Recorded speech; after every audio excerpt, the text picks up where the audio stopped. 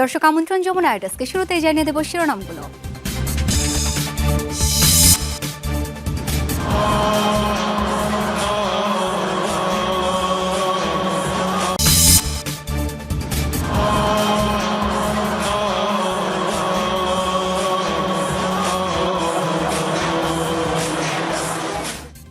তেহরানের পর এবার কোম শহরে খামেনির জানাজা। জনসমুদ্রে পরিণত হয়েছে শিয়াদের পবিত্র নগরী। কাল মরদেহ নেওয়া হবে ইরাকের নাজাফ ও কারবালায়। অবশেষে গাজার শাসন ছেড়ে দেওয়ার ঘোষণা দিল হামাস। শান্তি প্রতিষ্ঠার আশা বাসিন্দাদের, নিরস্ত্রীকরণ ছাড়া পুনর্বাসন নয় হুমকি ইসরায়েলের। ভারত ও চীনের বিভিন্ন স্থানে ভারী বর্ষণ, বন্যা ও ভূমিধ্বস। কাশ্মীরে হরকা বানে ব্যাপক ক্ষয়ক্ষতি। মহারাষ্ট্রে বন্যায় তলিয়ে গেছে সড়ক, রেলপথ। 16 জনের প্রাণহানি।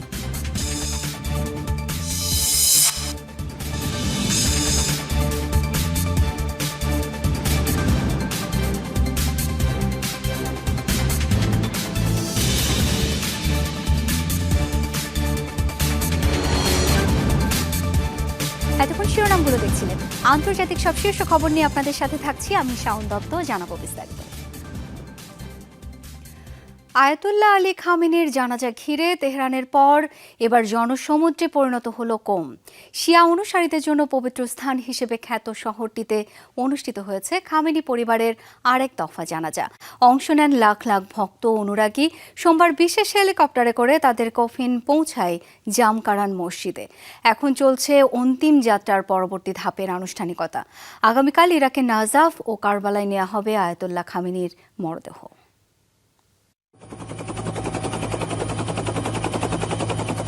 পাখির চোখে পবিত্র কোম শহর, ক্রমাগত মানুষের সমাগম, যেন পুরো ইরান আজ একত্রিত হয়েছে শিয়া অনুসারীদের আধ্যাত্মিকতার কেন্দ্র এই নগরে।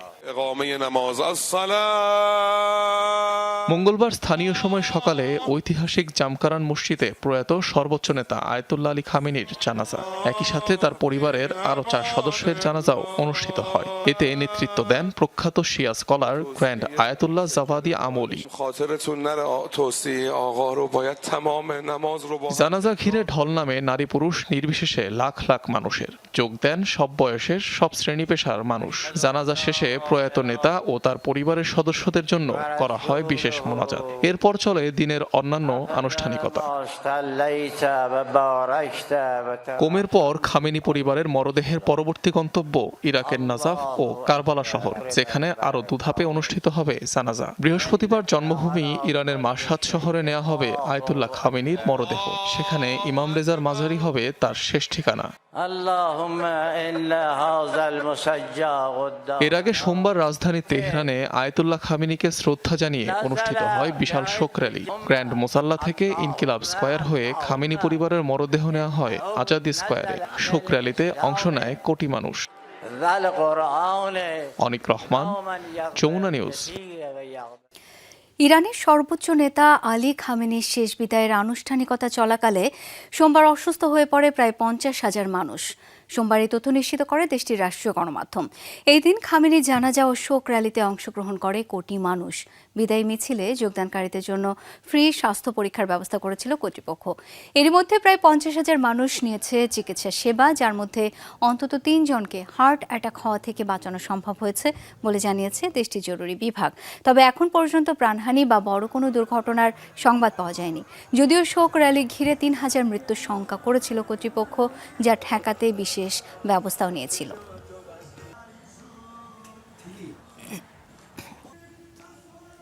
ইরানের সর্বোচ্চ নেতা আয়াতুল্লাহ আলী খামেনির শেষ বিদায়কে ঘিরে সপ্তাহব্যাপী কর্মসূচিতে ধর্মীয় রীতির পাশাপাশি জোরালো রাজনৈতিক বার্তাও তুলে ধরছে তেহরান।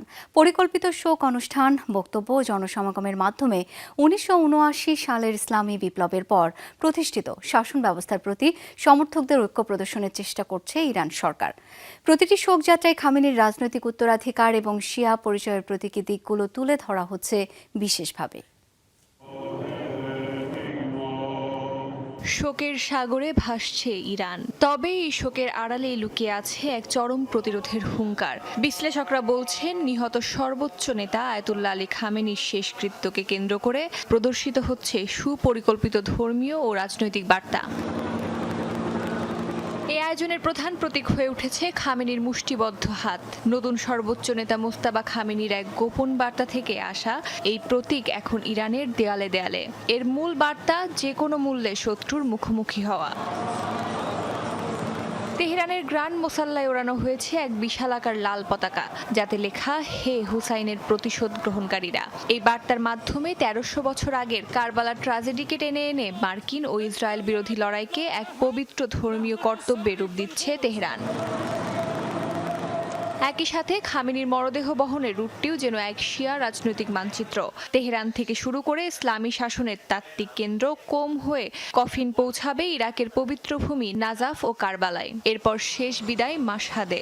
5 দশক ধরে সীমান্ত ছাড়িয়ে শিয়া সম্প্রদায়ের আদর্শ ও প্রভাব বিস্তারে ইরানের ধর্মীয় নেতৃত্ব যে প্রচেষ্টা চালিয়ে এসেছে, এই শোকযাত্রা সে আদর্শিক ধারাকেই প্রতীকীভাবে তুলে ধরছে।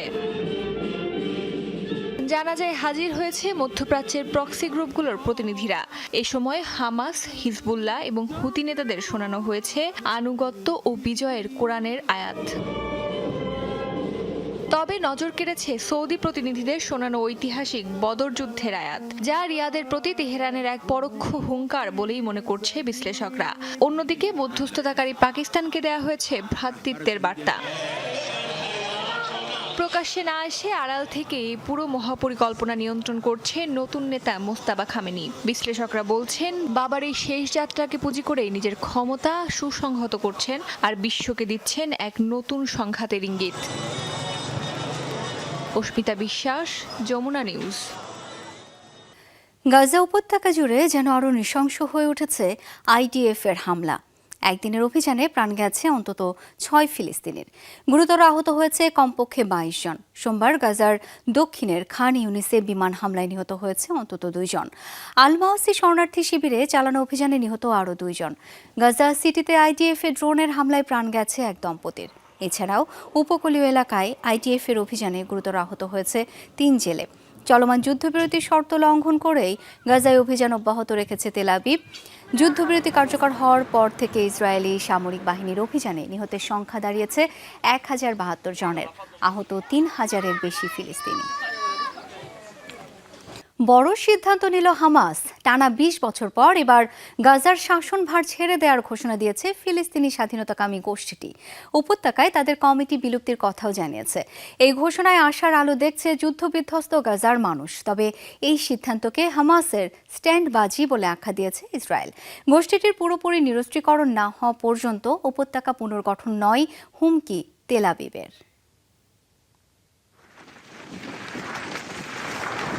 গত অক্টোবরে হওয়া যুদ্ধবিরতির শর্ত অনুযায়ী এবার গাজার শাসনভার থেকে সরে যাওয়ার ঘোষণা দিয়েছে হামাস। নিয়েছে পদত্যাগের সিদ্ধান্ত, জানিয়েছে অবরুদ্ধ গাজায় শান্তি প্রতিষ্ঠা ও যুদ্ধবিরতি টিকিয়ে রাখতে চায় তারা। যুদ্ধবিরতির শর্তকে সম্মান জানিয়ে গাজা পুনর্বাসনের লক্ষ্যে আমরা আনুষ্ঠানিকভাবে পদত্যাগের সিদ্ধান্ত নিয়েছি। প্রশাসনিক প্রক্রিয়া মেনেই ক্ষমতা হস্তান্তর করব। সরকার থেকে একযোগে পদত্যাগ করে কমিটি বিলুপ্ত ঘোষণা করব। হামাসের এই ঘোষণার পর আশার আলো দেখছে গাজাবাসী। প্রত্যাশা, এবার হয়তো সংস্কার ও পুনর্গঠন হবে উপত্যকায়, ফিরবে তাদের ভাগ্য। আল্লাহর কাছে দোয়া করছি হামাসের এই সিদ্ধান্তে যেন আমাদের ভাগ্য পরিবর্তন হয়। এই তাবু, মশা, ইঁদুর থেকে যেন আমরা মুক্তি পাই। এটা কোনো জীবন নয়, আমরা নিপীড়ন আর মৃত্যুপুরীতে বাস করছি। যদিও হামাসের ঘোষণাকে ধোঁকা বলে উড়িয়ে দিয়েছে ইসরায়েল। দাবি, শাসন ক্ষমতা ছাড়ার মধ্যে দিয়ে হামাস নতুন কোনো চালাকি করছে। গোষ্ঠীটির পুরোপুরি নিরস্ত্রীকরণ না হওয়া পর্যন্ত গাজায় কোনো পুনর্বাসন হবে না বলে হুমকিও দিয়েছে তেল আবিব। কেবল অঙ্গীকার নয়, হামাসের সিদ্ধান্তের কার্যকারিতা চাই ডোনাল্ড ট্রাম্পের নেতৃত্বাধীন গাজার বোর্ড অফ পিস। যদিও ইসরায়েলের যুদ্ধবিরতি লঙ্ঘন ইস্যুতে কোনো কথা বলেনি এই বোর্ড। বিগত 2 দশক গাজার শাসন ক্ষমতা পরিচালনা করেছে হামাস। তাদের পদত্যাগের পর উপত্যকার দায়িত্ব নিতে চায় টেকনোক্রেটিক কমিটি। যুদ্ধবিধ্বস্ত ও অবরুদ্ধ গাজায় শান্তি প্রতিষ্ঠার লক্ষ্যে এবং ফিলিস্তিনে ইসরায়েলি হামলা বন্ধ করতে হামাস বদ্ধপরিকর। তাদের এই সিদ্ধান্তকে স্বাগত জানিয়েছে জাতিসংঘ। গত বছর যুক্তরাষ্ট্রের মধ্যস্থতায় হওয়া চুক্তির শর্ত অনুযায়ী জিম্মি ইসরায়েলিদের মুক্তি দিয়েছিল হামাস। হামলা থেকেও বিরত থেকেছে তারা, কিন্তু কথা রাখেনি ইসরায়েল। চুক্তির পরও প্রায় নিয়মিত চালিয়ে যাচ্ছে হামলা, যাতে প্রাণহানির শিকার 1000-এর বেশি ফিলিস্তিনি। এছাড়া মানবিক সহায়তা প্রবেশ এবং অসুস্থ কিংবা আহতদের চিকিৎসার জন্য উপত্যকার বাইরে যেতেও বাধা দিয়ে যাচ্ছে IDF. Ayesha Rezwana, Jamuna news. Hormuz প্রণালীতে ওমান উপকূলের কাছে দুটি বাণিজ্যিক জাহাজে হামলা চালিয়েছে ইরান। এর মধ্যে একটি কাতারের এলএনজি বহনকারী জাহাজও রয়েছে। এতে নৌযানগুলোতে অগ্নিকাণ্ড ও ক্ষয়ক্ষতির ঘটনা ঘটেছে, তবে প্রাণহানির কোনো খবর পাওয়া যায়নি, নিশ্চিত করেছে ব্রিটিশ সামুদ্রিক নিরাপত্তা সংস্থা UKMTO। IRGCর দাবি, নির্দেশ অমান্য করে মার্কিন নৌবাহিনীর সহায়তা নিয়ে ওমানি রুট দিয়ে হরমুজ পার হওয়ার চেষ্টা করছিল জাহাজ দুটি। এ সময় নৌযানগুলোকে লক্ষ্য করে দুটি ক্ষেপণাস্ত্র ছোড়ে IRGC।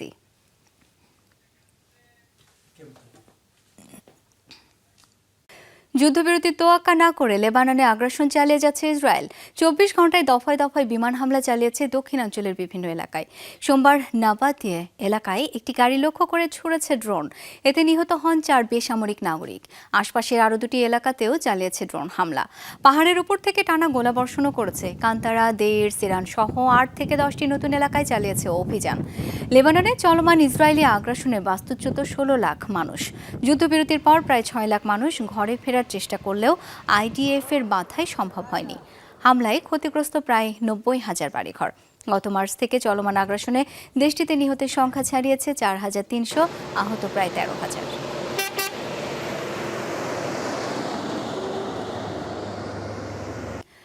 সিরিয়া সফররত ফরাসি প্রেসিডেন্ট ইমানুয়েল ম্যাক্রনের হোটেলের কাছে বোমা বিস্ফোরিত হয়েছে। সিরিয়া সরকার জানায়, মঙ্গলবার রাজধানী দামেস্কে অন্তত 2বার বিস্ফোরণের আওয়াজ শোনা গেছে। এতে 4 পুলিশ সদস্য সহ আহত হয়েছেন কমপক্ষে 18 জন। ফরাসি কর্তৃপক্ষ জানিয়েছে, বিস্ফোরণের সময় ম্যাক্রন সিরিয়ার প্রেসিডেন্ট আহমেদ আল শারার সঙ্গে দেখা করতে তার বাসভবন যাচ্ছিলেন। তিনি বিস্ফোরণের আওয়াজ শোনেননি বলেও দাবি করা হয়েছে। বাশার আল আসাদের পতনের পর এটি ইউরোপের কোনো শীর্ষ নেতার প্রথম সিরিয়া সফর।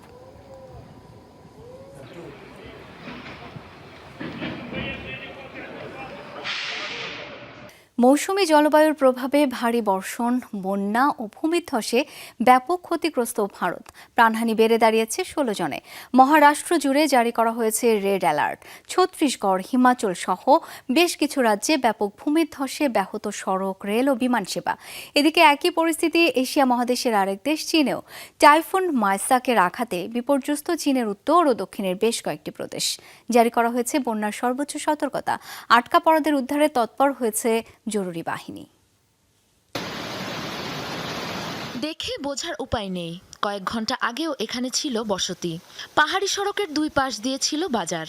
পাহাড়ি ঢলে পুরো এলাকা পরিণত হয়েছে ধ্বংসস্তূপে। গেল 2 দিন ধরে চলা ভারী বৃষ্টির কারণে দেখা যায় এই হরকাবান, যাতে ব্যাপক ক্ষয়ক্ষতি হয় দোদা, ঠাটরি, কিশতওয়াড় সহ জম্মু কাশ্মীরের বিভিন্ন স্থান। গতকাল সারা রাত ধরে চলা প্রবল বৃষ্টিতে সবাই আতঙ্কিত হয়ে পড়ে। তাড়াহুড়ো করে বাড়িঘর ছেড়ে নিরাপদে সরে যেতে শুরু করে। আল্লাহর অশেষ রহমত, কোনো হতাহতের ঘটনা ঘটেনি, তবে সম্পত্তির ব্যাপক ক্ষয়ক্ষতি হয়েছে। আমাদের সহায়তা করার জন্য সরকারের কাছে আহ্বান জানাচ্ছি। মৌসুমী জলবায়ুর প্রভাবে গেল কয়েকদিন ধরেই টানা বৃষ্টি এবং ঝড়ে বিপর্যস্ত ভারতের বিভিন্ন রাজ্যে দেখা দিয়েছে বন্যা। এর মধ্যে সবচেয়ে বেশি ক্ষতিগ্রস্ত মহারাষ্ট্র। বন্যায় রাজ্যটিতে প্রাণ গেছে বেশ কয়েকজনের। পানিতে তলিয়ে গেছে মুম্বাই পুনে মহাসড়ক। ক্ষতিগ্রস্ত রেল ও বিমান সেবাও। বাতিল ও রুট পরিবর্তনের নির্দেশ দেওয়া হয়েছে 40টিরও বেশি ট্রেনকে। পথ পরিবর্তন করেছে মুম্বাইগামী অন্তত 5টি ফ্লাইট। মুম্বাই, থানে এবং রায়গড় এলাকায় রেড অ্যালার্ট জারি করেছে প্রশাসন। জরুরি প্রয়োজন ছাড়া বাড়ি থেকে বের না হওয়ার নির্দেশ দেওয়া হয়েছে। একই পরিস্থিতি ছত্তিশগড় রাজ্যেও। বন্যায় বিপর্যস্ত উদয়পুর, কোটা, ভরতপুর সহ বেশ কয়েকটি এলাকা। আগামী 24 ঘন্টার জন্য জারি করা হয়েছে অত্যন্ত ভারী বৃষ্টিপাতের সতর্কতা। আকস্মিক বন্যায় হিমাচল প্রদেশের বেশ কয়েকটি জেলাতেও বন্ধ যান চলাচল। রাজ্য জুড়ে অরেঞ্জ অ্যালার্ট জারি করেছে আবহাওয়া বিভাগ। অন্যদিকে টাইফুন মাইজাকের আঘাতে ক্ষতিগ্রস্ত এশিয়ার আরেক দেশ চীন। তলিয়ে গেছে গুয়াংশি, ঝুয়াং, হাইনান দ্বীপ, পূর্বের আনহুই এবং সাংডন ও দক্ষিণের ইয়াংশি নদীর মধ্য ও নিম্ন অববাহিকার বেশ কয়েকটি অঞ্চল। আটকা পড়েছে বহু মানুষ। বন্যা পরিস্থিতির অবনতির আশঙ্কায় লেভেল 3 সতর্কবার্তা জারি প্রশাসনের। টানা বৃষ্টি বন্যায় উপচে উঠেছে নদী ও জলাশয়গুলো, যার জেরে সৃষ্টি হয়েছে ভূমিধস। ক্ষতিগ্রস্ত বহু বাড়িঘর ও অবকাঠামো। বন্ধ করে দেওয়া হয়েছে বহু সড়ক, বিদ্যুৎ বিচ্ছিন্ন অবস্থায় দিন পার করছে বহু মানুষ। জারি করা হয়েছে বন্যার সর্বোচ্চ সতর্কতা। আটকা পড়াদের উদ্ধারে তৎপর হয়েছে জরুরি উদ্ধারকারী দল। মৌসুমী আবহাওয়া ও নিম্নচাপের জেরে সৃষ্ট ব্যাপক এই বর্ষণ ও বন্যা পরিস্থিতি অব্যাহত থাকবে আরও বেশ কয়েকদিন। সতর্কবার্তা আবহাওয়াবিদদের। যে কোনো জরুরি পরিস্থিতির জন্য প্রস্তুত থাকার নির্দেশ কর্তৃপক্ষের। সাবরিনা নুসরাত, যমুনা নিউজ। তুরস্কের রাজধানীতে শুরু হয়েছে সামরিক জোট ন্যাটোর শীর্ষ সম্মেলন। ইউক্রেন যুদ্ধ বন্ধ, প্রতিরক্ষা বাজেট সহ বিভিন্ন ইস্যুতে বড় সিদ্ধান্ত আসতে পারে বলে ধারণা করা হচ্ছে এবারের সম্মেলন থেকে। এর পাশাপাশি বিশ্লেষকরা বলছেন, ইউরোপের নিজের নিরাপত্তা নিশ্চিতে যুক্তরাষ্ট্রের উপর থেকে নির্ভরতা কমানোর ইস্যুটি আলোচিত হবে জোরালোভাবে।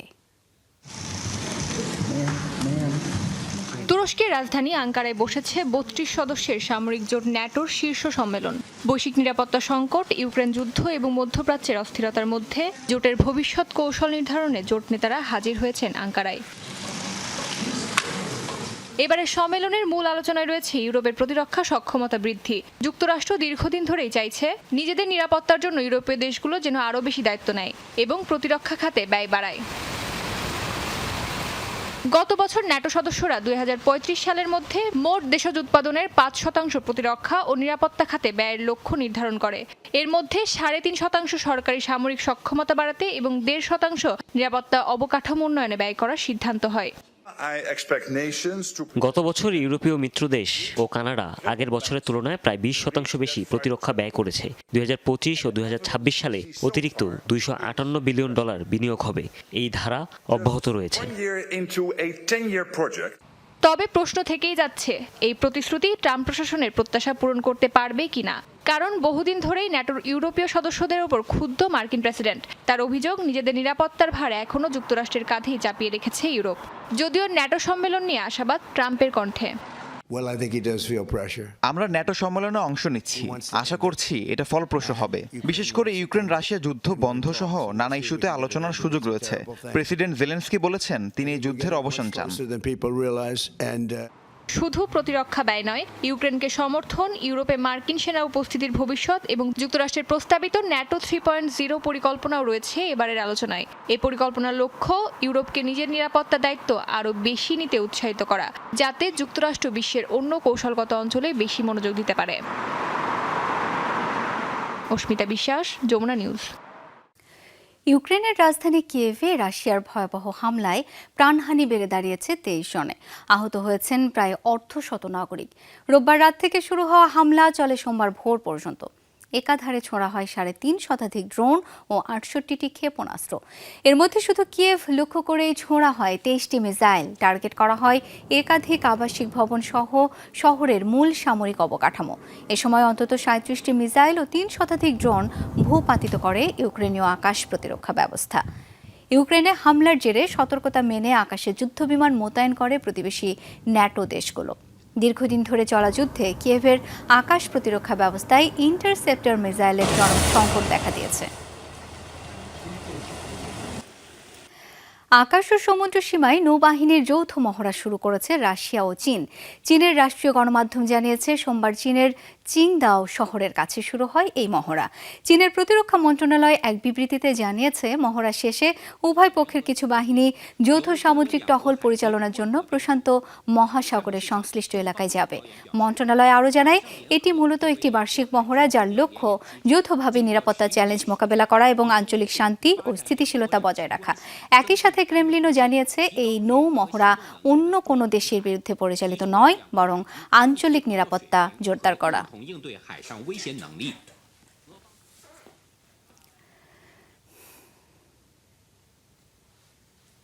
কয়েক কোটি টাকার বডি স্ক্যানার ও সিসিটিভি ক্যামেরা ধ্বংস করে পালানোর চেষ্টা করেছিল শ্রীলঙ্কার কারাগারে সংঘর্ষে জড়ানো বন্দীরা।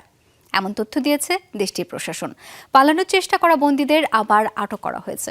গেল রোববার দেশটির উপকূলীয় শহর নেগোম্বরের একটি কারাবাসে দীর্ঘমেয়াদী সাজাপ্রাপ্তদের সাথে সংঘর্ষে জড়ায় সাময়িক বন্দীরা, যা থামাতে কারারক্ষীদের উপর চড়াও হয় বন্দীরা। দুদিন ধরে চলমান সহিংসতায় নিহত হয় অন্তত 27 জন, গুরুতর আহত আরও 38 জন। পরিস্থিতি নিয়ন্ত্রণে মোতায়েন করা হয় বিশেষ ফোর্স। আহতরা হাসপাতালে চিকিৎসাধীন।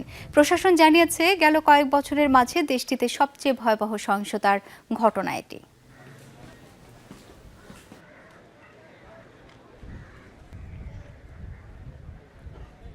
ফ্রান্সের আলসাস অঞ্চলের মিউজিলালিক জাদুঘরের কোটি ইউরো মূল্যের প্রায় 20টি দুর্লভ গহনা লুট করেছে মুখোশধারী চোরের দল। দরজা ভেঙে ভেতরে ঢুকে দ্রুত চুরি করে পালিয়ে যায় তারা। নিরাপত্তা অ্যালার্ম বেজে উঠলেও ততক্ষণে চোরেরা উধাও। সিসিটিভি ফুটেজ খতিয়ে দেখে তদন্ত চালাচ্ছে পুলিশ। বিশ্বখ্যাত শিল্পী রেনে লালিকের তৈরি গহনা, কাঁচ ও ক্রিস্টালের 650টিরও বেশি নিদর্শন রয়েছে এই জাদুঘরে। নিরাপত্তা জোরদারে কয়েকদিনের জন্য জাদুঘরটি বন্ধ রাখা হয়েছে। গত বছরের অক্টোবরে প্যারিসের বিশ্বখ্যাত লুভর জাদুঘরেও চুরির ঘটনা ঘটে। ওই ঘটনায় কয়েকজনকে গ্রেপ্তার করা হলেও চুরি যাওয়া অমূল্য নিদর্শনগুলো এখনও উদ্ধার করা যায়নি। ফ্রান্সের দক্ষিণাঞ্চলে আরও ভয়াবহ রূপ নিয়েছে দাবানল। আবাসিক এলাকা ছড়িয়ে পড়ার শঙ্কায় নিরাপদে সরিয়ে নেওয়া হয়েছে 10,000-এর বেশি মানুষকে। পিরেনিস পর্বতমালার পাদদেশে পুড়ে গেছে 11,366 একর এলাকা। আশপাশের 10টিরও বেশি গ্রামের বাসিন্দাদের সরে যাওয়ার নির্দেশনা দেওয়া হয়েছে। উদ্ধার অভিযানও চালিয়েছে কর্তৃপক্ষ। দাবানল নিয়ন্ত্রণে লড়ছে ফায়ার সার্ভিসের কর্মীরা। বিমান থেকে ফেলা হচ্ছে পানি ও রাসায়নিক। আগুন নেভাতে সাহায্য করছে প্রতিবেশী দেশ সুইডেন ও সাইপ্রাস। ফ্রান্স সহ ইউরোপের বিভিন্ন দেশে গত কয়েকদিন ধরে প্রতিনিয়ত বাড়ছে গরমের তীব্রতা, যার জেরে বিভিন্ন বনভূমি এলাকায় ছড়িয়েছে আগুন। তীব্র বাতাসের কারণে দ্রুততার সাথে ছড়াচ্ছে দাবানল।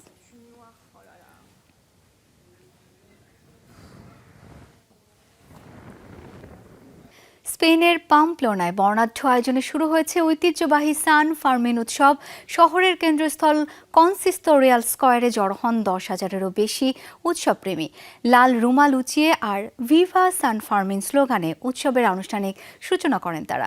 আগামী কয়েকদিন চলবে পাম্পলোনার বিখ্যাত ও বিতর্কিত ষাঁড় দৌড়, যা দেখতে প্রতি বছরই ভিড় করেন হাজারো দর্শক ও রোমাঞ্চপ্রেমী।